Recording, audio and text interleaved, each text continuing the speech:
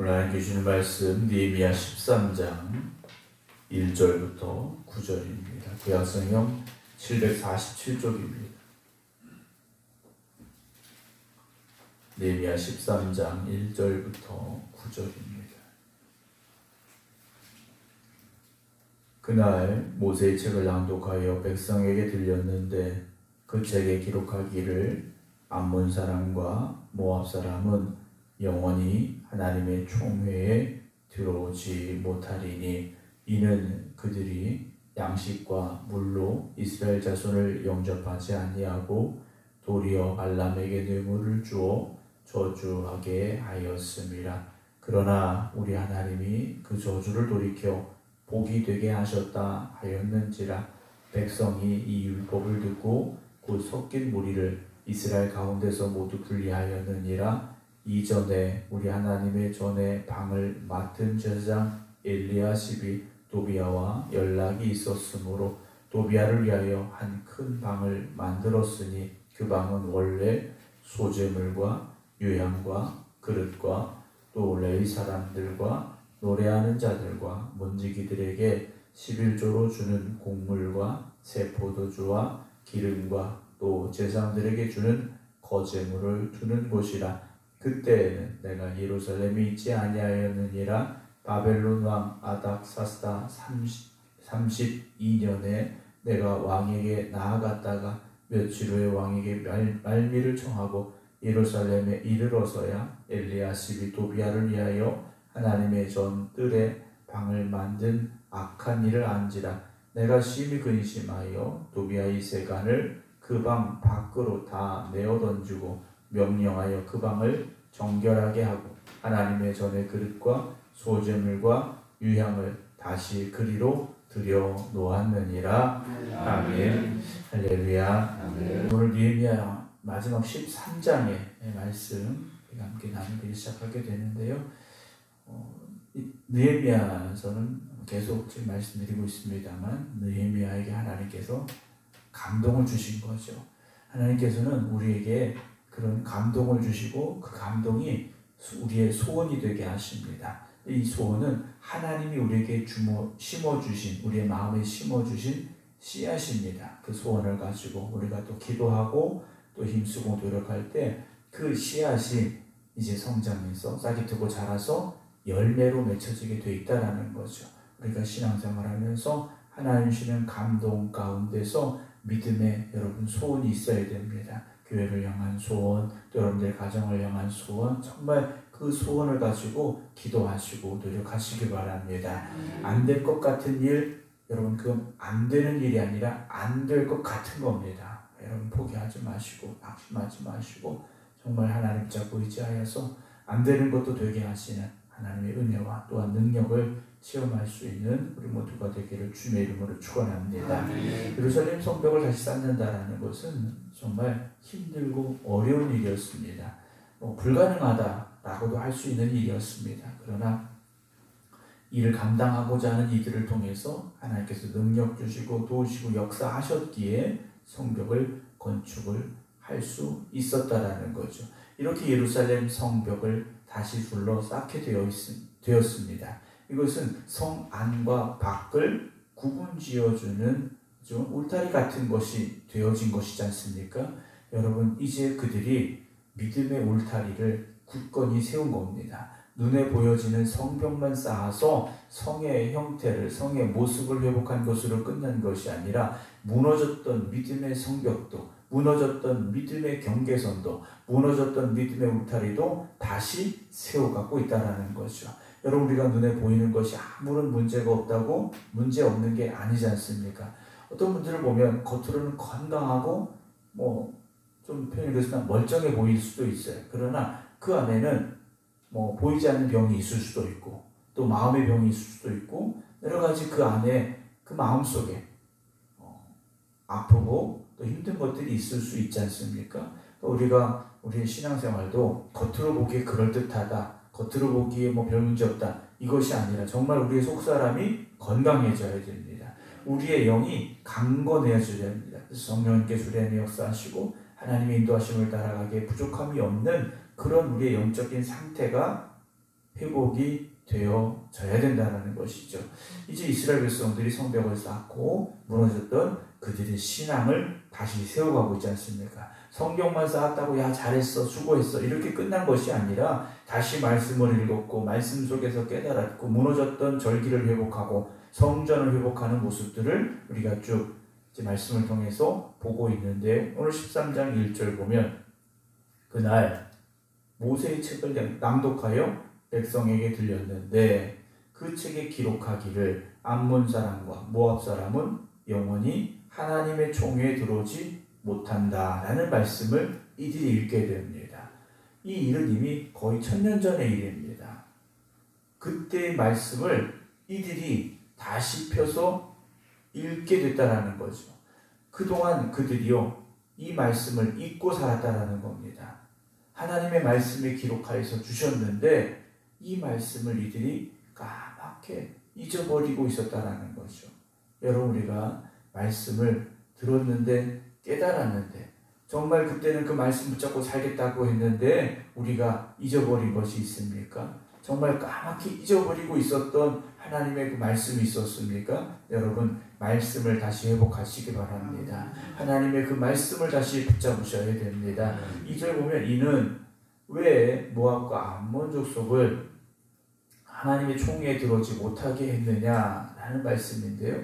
하나님의 총회라는 것은 이스라엘 백성 가운데 들이지 말라는 말씀입니다. 그러니까 그들을 가까이 하지도 말라는 말씀이었는데 이유가 무엇이었느냐? 그들이 양식과 물로 출애굽할 때죠. 이스라엘 자손을 영접하지 아니하고 도리어 발람에게 뇌물을 주어 저주하게 하였기 때문이라는 거죠. 그러니까 이스라엘 백성들을 저주하게 했던 그 사건 때문에 발락이 발람을 통해서 저주하게 했었는데 이걸 하나님께서 그대로 보고 계신 게 아니죠. 그 저주를 돌이켜 복이 되게 하셨다. 하나님께서 그래도 이스라엘 백성들을 복되게 하셔서 여기까지 오게 하셨다라는 거죠. 그럼 이제 우리가 어떻게 될 것이냐?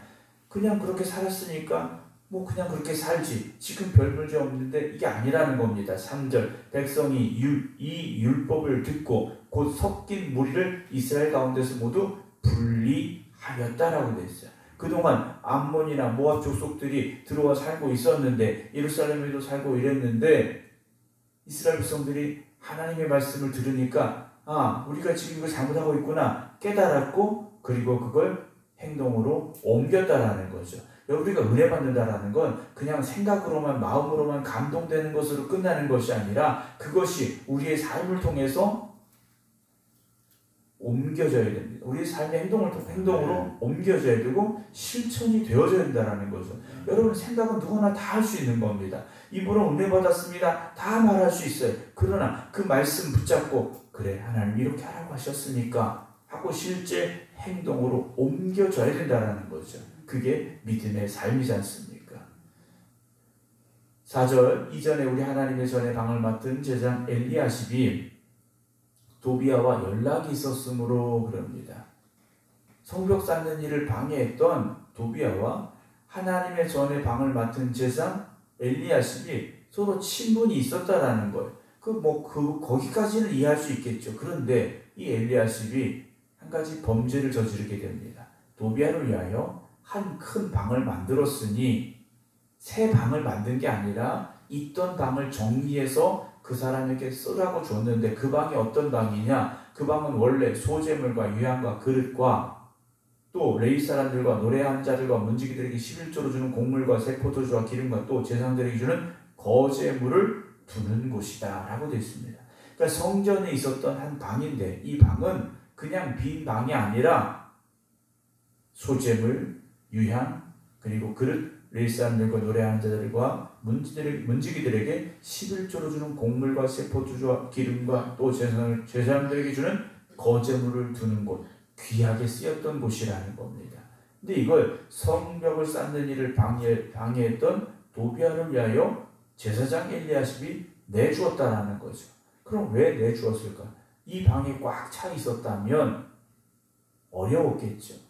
그런데 방이 비어 있었던 겁니다. 백성들이 하나님 앞에 온전한 예배를 드리지 않았고 드려야 될 예물을 드리지 않았기 때문에 드려야 될 11조를 드리지 않았더니 이 방이 점점 비어져 가지고 빈방 하나 도비아에게 내어주지 이런 생각을 엘리야십이 가지게 되었더라는 겁니다. 여러분, 우리가 영적으로 궁핍해지기 시작하면 세상의 것으로 채워지려고 하는 마음이 들 때가 있습니다. 한켠 내준다고 별 문제 없느냐? 아니라는 거죠. 여러분, 우리의 영적인 믿음의 울타리를 잘 지켜가시기 바랍니다. 더 나아가서 영적으로 궁핍해지지 마시기 바랍니다. 삶은 궁핍해질 수 있습니다. 그렇죠. 살다 보면 경제적인 문제가 올 수도 있고 또 다른 문제들이 올 수 있습니다. 지갑에 돈이 없어질 수도 있죠. 통장의 잔고가 적어질 수 있습니다. 그러나 영적인 상태는 여러분 하나님의 은혜의 풍성함으로 지켜가시기 바랍니다. 엘리야십이 착각을 한 거죠. 그럼 이때 왜 그랬느냐? 느헤미야가 마침 또 예루살렘에 있지 않았을 때입니다. 왕에게 갔을 때인데 느헤미야가 자리를 비운 사이에 엘리야십이 도비야를 위하여 하나님의 전들의 방을 만들어 줬다라는 거죠. 느헤미야가 와서 보니 8절 이 일이 벌어진 겁니다. 7절에 악한 일을 안지라 내가 심히 근심하여 도비야의 세간을 그 방 밖으로 다 내어던지고 명령하여 그 방을 어떻게 합니까? 정결하게 하고 하나님의 전의 그릇과 소재물과 유향을 다시 그리로 들여 놓았다 라고 되어 있습니다. 여러분, 우리의 마음을 정결하게 만들어 가야 됩니다. 그리고 오직 하나님이 기뻐하실 것들로 채워 넣으시기 바랍니다.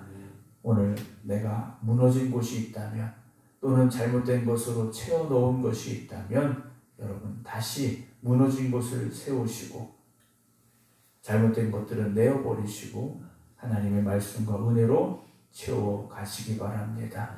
오늘 우리의 신앙은 적당히 세상과 타협하며 살 수 있는 것이 아닙니다. 세상과의 구별이 있어야 되고 그럴 때 우리가 하나님의 거룩한 백성의 삶을 살아갈 수 있음을 기억하시기 바랍니다. 주님께서도 누룩에 대한 말씀을 하셨지 않습니까? 적은 누룩 하나가 반죽 전체를 부풀게 하고 변화시키듯이 오늘 우리 안에 작은 것이라도 세상의 것들이 들어온다면 우리를 그렇게 바꿔버릴 수 있다는 것을 우리가 잊지 마시고 오늘도 하나님 나를 붙잡아 주시고 나를 인도하시고 나를 주장하여 주시옵소서. 오늘도 결단하며 기도할 수 있는 우리 모두가 되기를 주님의 이름으로 축원합니다. 기도하겠습니다. 주님께서 저희를 택하시고 부르셔서 하나님의 백성 삼아주시고 하나님의 말씀에 의지하여 살아가게 하여 주셨는데 어느 순간 우리가 하나님 말씀보다 세상의 소리에 귀를 기울이게 되었고 하나님의 은혜보다는 세상의 힘을 더 의지하려 할 때가 있었습니다.